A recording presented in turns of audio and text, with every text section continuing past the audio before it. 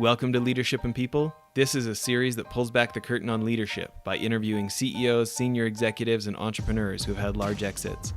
We ask these experts about how they built trusted networks to rapidly grow their companies and what advice they wish they knew if they could do it all again. This is part 2 of our episode with Jeff Rust. But they miss the one point, and how do you tie the individuals that are there listening to Magic Johnson, having a shared experience with the speaker, come away being closer as a result of that? And there's just a few things that you can do in 2 or 3 minutes. If you didn't catch the first episode, highly recommend it.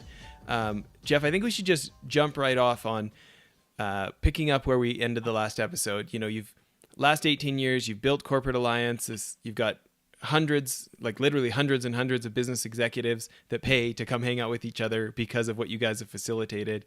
You've got these long-term relationships from being able to get executives from big brands, tech brands like Adobe and eBay and Domo and all these things. In the first episode, we talked a lot more about how you have done this as an individual with the one-on-one relationships. What I'd love to cover a little more in this next part, if it's okay, is, you know, for the listeners who are thinking, you know, I've been told our business needs more of a community. We've been thinking we should have events, but, you know, they're kind of expensive and they haven't created great results in the past. What kind of advice would you say for people? Or what kind of things would you say are maybe some rookie mistakes that a number of folks make that they may want to look at some blind spots?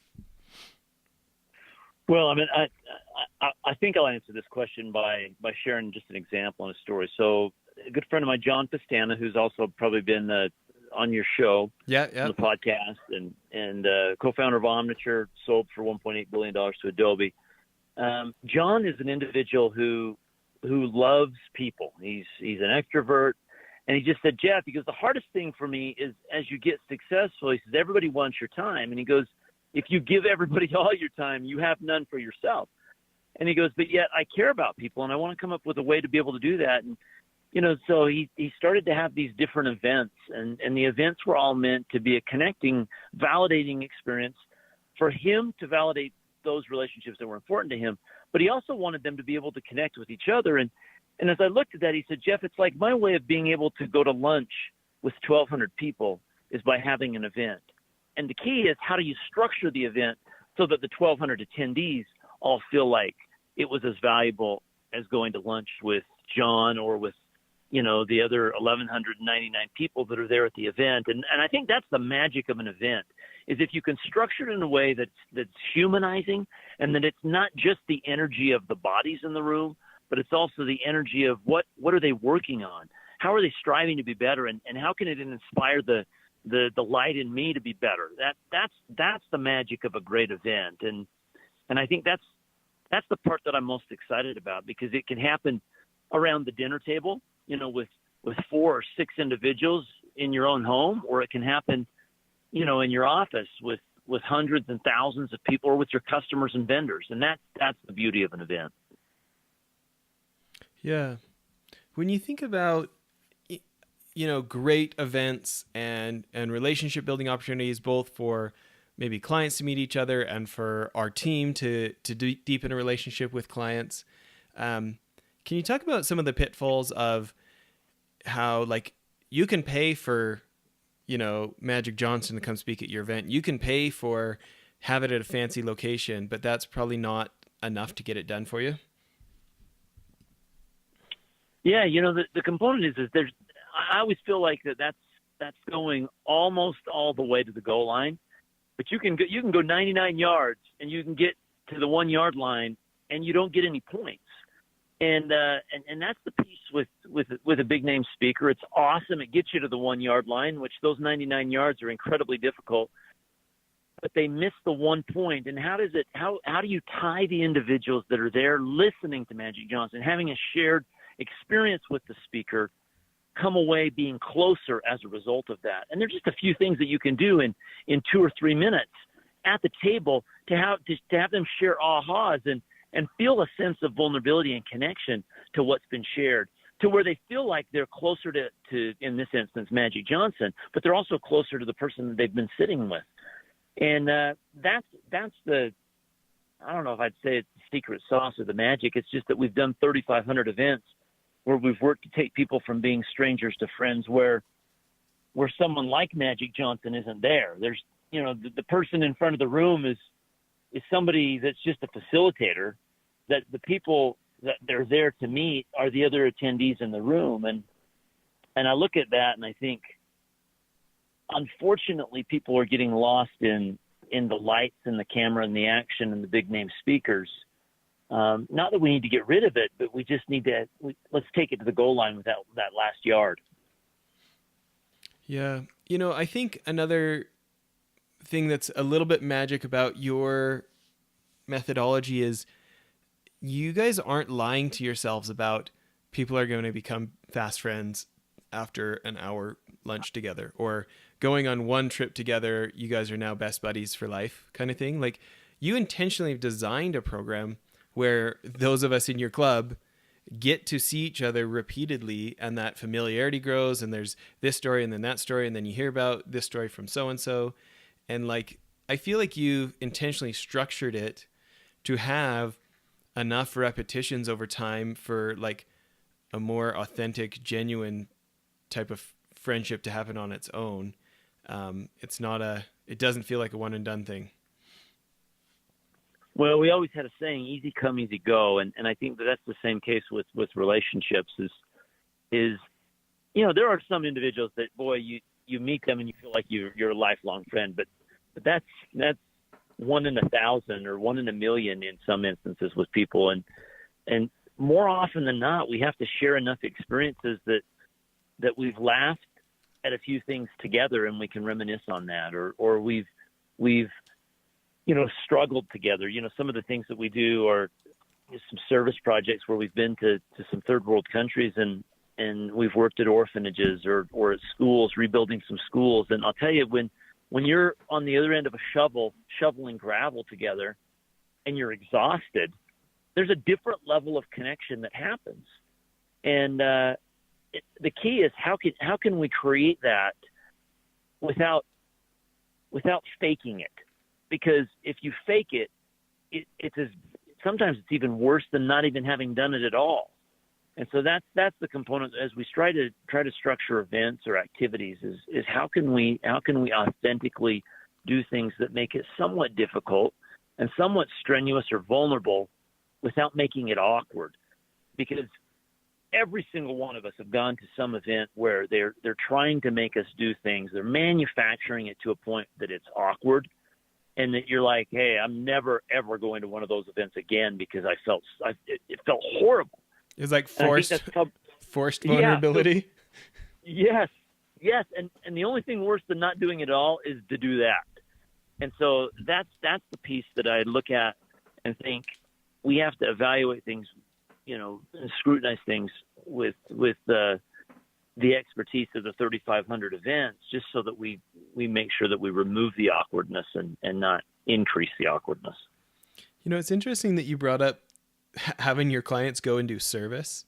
I think it's so easy to think of the cliche of let's take them to the NBA game, or let's go to a fancy dinner, those kind of things. And yet you hear about the kind of organizations that invite clients to come do service with them. And you never hear bad things about those events. You're right. And the component that comes into play is that at least for me, in all honesty, I don't get excited about a service project, but I don't ever leave one going, man, that was a waste of my time. Yeah. Yeah, it's like it's light on self-interest up front, and then it has a way bigger payoff than if we'd gone to the ball game, right? Yeah, well said. Well, so I think we've addressed a lot of the, both in the first episode and here, of the, okay, we need to overcome some of our short-term plans, strategies for efficiency, and realize, the long game is actually where you're going to get more fruit, right? What about the other side of, okay, Jeff, I am someone who has been practicing that. I have been able to conquer myself as far as thinking more long-term thinking and being helpful to somebody else in a non-transactional way and earning a real relationship. What about okay, but from here to this actually does need to pay for my business. Like, the boss who's paying me to be here, or the shareholders who are expecting me to use the dollars wisely. Now I do need to like, we are here for work, and in the long game, this does need to pay off. Any thoughts of, again, whether it's rookie mistakes you see or just things that you wish you would have known earlier about, hey, follow up 5 times, not once, or just little tips and tricks, or just anything that comes to mind of, okay, so we made it from stranger to friend. What about from friend to customer? Yeah, that's a great question. I would say a couple of things. Number one, most people attend events underprepared. And so what I mean by being prepared is just on the simple side of how many new connections and how many reconnections are you going to make at a particular event. So set a goal.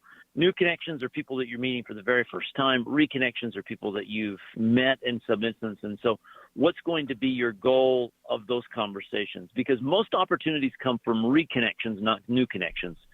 But you have to have new connections before you can have the reconnection. That's one component. The second thing I would say is when people go to events, they're always on the lookout. The radar's up for prospects.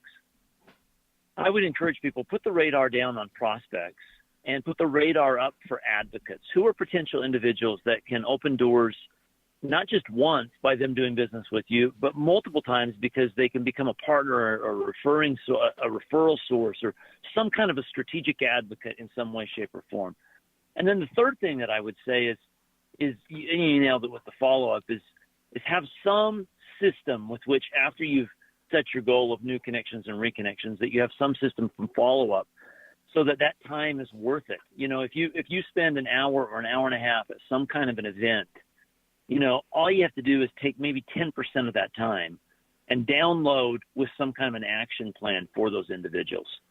That download will increase the odds of retention of who you are in the minds of the people that you met more than any of the conversations that you've had, because you'll stand out because you'll be probably in the top, 3, 4, 5% of individuals that do that.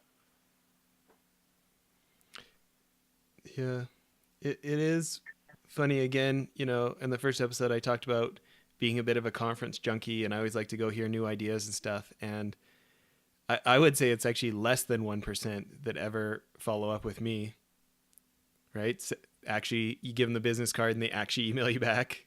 Like, right. No, you're probably right.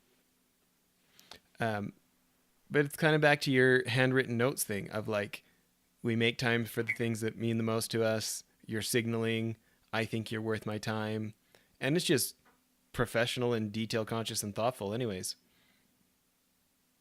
Yes, you're so true. What would you add though? What else about the, like, making the transition of, trying to help these people who become friends recognize what the benefit would be to them without trying to be a slimy sales rep to our friends? Well, one of the other pieces is if someone, and I would say being in the business where people have to see return on investment for us to be able to have them come back, we're a for-profit entity where, they do have to see the results. And some of those pieces that come into play is how strategic is your plan coming in? Is there what's the reason for you needing to expand your network? And some of those reasons are for new business opportunities. Some of those are just to shore up the confidence. Some of them are to shore up the business acumen so that you can think clearer when you get with your executive team, because the opportunities are there. As we work with individuals to help them have a clear strategic plan, it makes it easier for them to set goals when they go into an event and then to actually action on those goals as a result of the time spent. So, Jeff, I like your response there. And tell me this, getting really right down to the heart of it, in your experience, what really is the magic?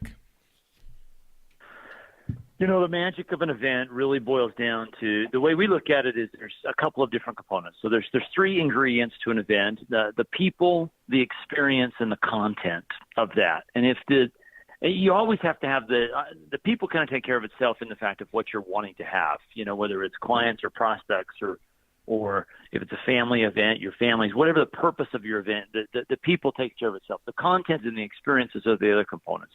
And so if the experience is really high, the content becomes less important. So for example, if you're hiking Kilimanjaro together, that experience is going to give you a bonding effect to where you don't have to manufacture a whole lot of things.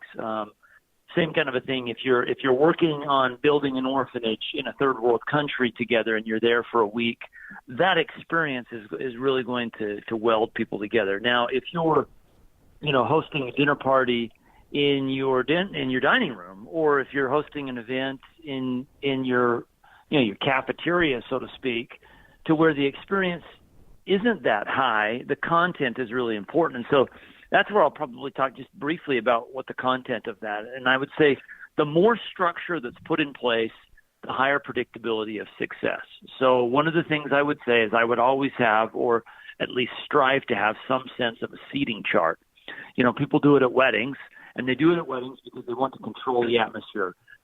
That's the component that comes with a seating chart. You want to make sure that you're creating an opportunity for people to meet each other. The second reason for that seating chart is that people feel a sense of uncomfortability when they go to an event. They want to feel accepted. By giving them a place, they automatically feel accepted, even if that's just an assignment.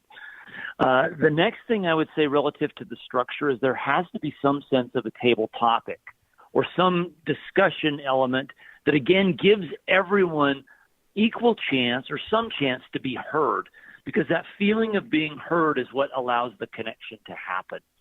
And so if you're the host of the dinner party, let's just talk about it in those terms, start off with an introduction that allows you to share an experience that creates and shows vulnerability.